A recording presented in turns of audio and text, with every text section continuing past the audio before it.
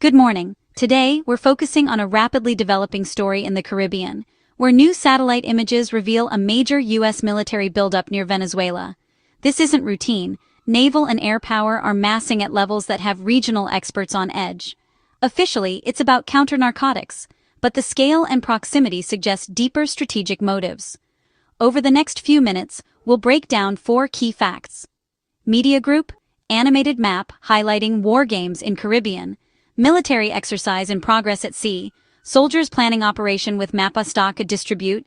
Equally, the war games, the scale of the naval presence, the identification of Venezuelan targets, and the deployment of heavy bombers. Our goal, to give you a clear, concise overview of what's really happening off South America's coast. Let's dive into the first major development, the U.S. military's war games in these strategic waters. The U.S. Marine Corps has launched a series of live-fire exercises just off the coast of Venezuela, with operations centered on the USS Iwo Jima. This massive amphibious assault ship serves as a floating military base, capable of deploying hundreds of Marines, helicopters, and landing craft at a moment's notice. The drills are not just routine, they are designed to showcase the full spectrum of American military power in the region. At times, the Iwo Jima has maneuvered to within just 2 nautical miles of the Venezuelan coast, a calculated and unmistakable show of force. Its imposing presence is impossible to ignore, both for the Venezuelan military and for civilians along the shore. Escorting the Iwo Jima are Arleigh Burke-class destroyers, some of the most advanced warships in the U.S. Navy.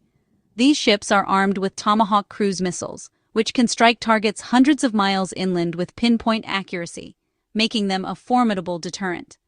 Official statements claim these operations are aimed at combating drug trafficking, but the sheer scale and sophistication of the assets involved, amphibious assault ships, missile destroyers, and advanced surveillance, suggest preparations for much more than chasing smugglers.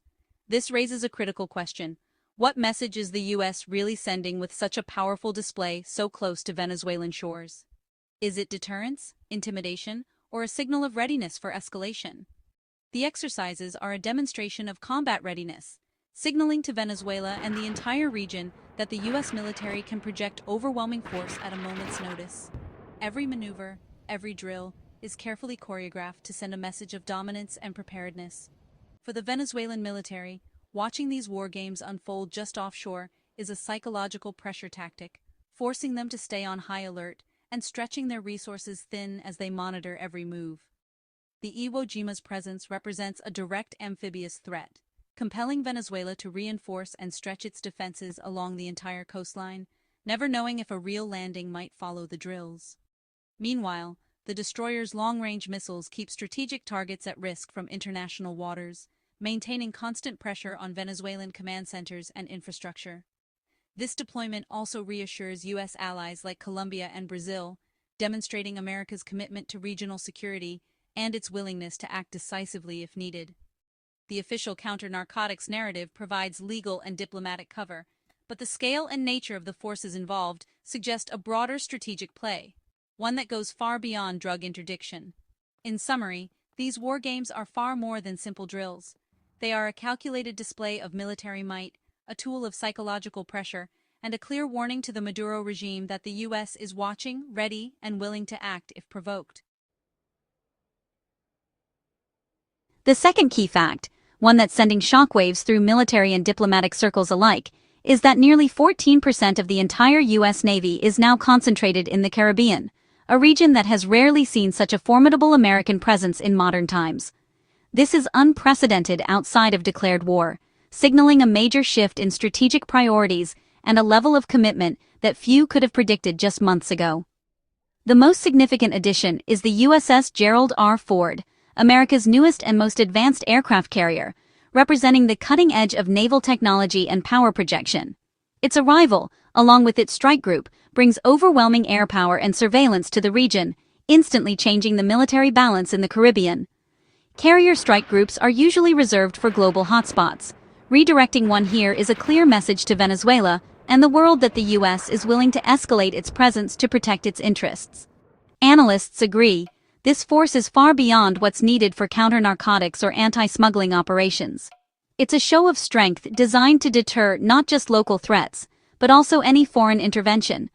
It's about maximum pressure on the Maduro regime, making it clear that the U.S. is prepared to use every tool at its disposal to force change. The Ford's advanced capabilities, rapid aircraft launches, cutting-edge sensors, and integrated defense systems give the U.S. total dominance of the seas and skies, making any challenge to its authority in the region nearly impossible. This deployment deters potential external support for Venezuela from countries like Russia or China, reinforcing the U.S. sphere of influence and sending a warning to any nation considering involvement. For the Maduro regime, the constant presence of such overwhelming power is exhausting, militarily and politically. It forces them to remain on high alert, draining resources and morale. The cost of maintaining this force is enormous, underlining the seriousness of U.S. intentions and the lengths to which Washington is willing to go to achieve its objectives. With so much of the Navy here, assets are pulled from other global hotspots, highlighting the priority placed on Venezuela and the calculated risk the U.S. is taking elsewhere. The psychological impact on Venezuelans is real. Some may rally behind their government in defiance, but others may see the regime as cornered and vulnerable, fueling uncertainty and tension on the streets. Ultimately, this naval buildup is a strategic move to isolate and pressure Maduro, shifting the balance of power in the hemisphere and reshaping the region's political landscape. 14% of the U.S. Navy in one region is a statement louder than any diplomatic warning, a signal that the stakes have never been higher in the Caribbean. The third fact: U.S. intelligence has reportedly identified a list of military targets inside Venezuela. This isn't just posturing, it's a concrete step in operational planning, indicating real consideration of military action. The destroyer's Tomahawk missiles and the Ford's air wing would rely on this data to strike command centers, air defenses, and infrastructure. The Ford's aircraft, FA-18 Super Hornets, F-35C stealth fighters, and EA-18G Growlers, are built for high-intensity conflict, not drug interdiction. The F-35C can evade advanced air defenses, targeting systems like Venezuela's Russian-made S-300s. Growlers would jam enemy radar and communications, blinding Venezuelan defenses in any conflict. These jets carry precision-guided bombs and anti-radar missiles, designed to dismantle a nation's military, not chase smugglers. Experts agree, you don't deploy F-35s and Growlers for a counter-drug mission, you bring them for real combat. Target identification involves satellite, aerial, and human intelligence, mapping out military and political sites. This preparation shortens the timeline from decision to action, increasing pressure on the Maduro regime. The knowledge that the U.S. has a target list is psychological warfare, forcing Venezuela to constantly reassess its defenses. The existence of this list moves the U.S. posture from mere deterrence to active readiness for conflict. For Venezuela, every move is now shadowed by the threat of a U.S. strike. The combination of advanced strike aircraft and pre-selected targets transforms the U.S. presence into a poised, credible threat. The fourth fact, one that marks a significant escalation, is that the U.S. has now deployed long-range B-1 and B-52 bombers to the Caribbean theater. This move signals a clear intent to project overwhelming air power into the region, and it's a step that goes far beyond routine military exercises. These bombers, flying out of U.S. bases, add a new and formidable dimension to the ongoing military buildup. Their presence is not just about deterrence, it's about demonstrating the ability to strike swiftly and decisively, anywhere in the Caribbean. Flight tracking data confirms multiple sorties by these bombers over the Gulf of Mexico and deep into the Caribbean. Deliberate, highly visible missions designed to send a message to both allies and adversaries. These flights are closely monitored by regional militaries and international observers alike. The B-52, a legendary workhorse, can launch massive payloads from hundreds of miles away, while the B-1 brings both speed and the ability to deliver heavy ordnance. Together, they offer a mix of endurance, firepower, and flexibility that few air forces can match. These bombers operate independently of the naval forces, creating a multi-axis threat that stretches Venezuela's defensive resources. The ability to strike from multiple directions complicates any attempt at a coordinated response. Venezuela now faces the prospect of potential attacks from both sea and air, forcing its military planners to prepare for a much more complex and unpredictable scenario. The pressure on their air defense systems is immense. The presence of F-35B stealth fighters on the USS Iwo Jima adds even greater flexibility to U.S. operations, providing two separate platforms for stealth missions. This means the U.S. can launch precision strikes from both land-based bombers and carrier-based jets. This redundancy ensures the U.S. can maintain air superiority even if one carrier is compromised or forced to withdraw. The combination of stealth and heavy bombers is a powerful deterrent.